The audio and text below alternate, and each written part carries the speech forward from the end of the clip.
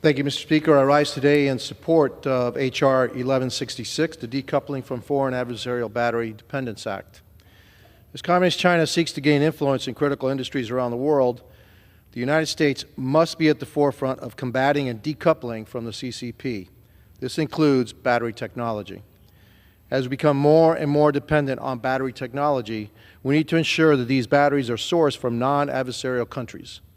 As it stands, Communist China produces approximately 80% of the world's batteries and roughly 70% of the world's lithium-ion batteries.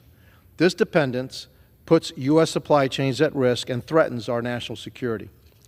Our government should not be spending tax dollars to procure batteries from companies that profit from slave labor or provide another avenue for the CCP to expand their surveillance apparatus here in the United States.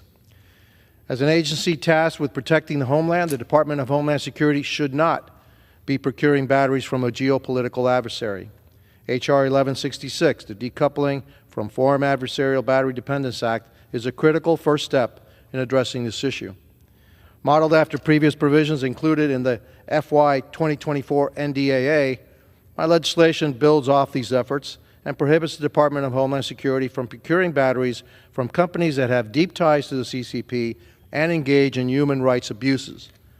H.R. 1166 helps our nation take a step forward in advancing our efforts to decouple from the PRC and safeguard critical supply chains from exploitation.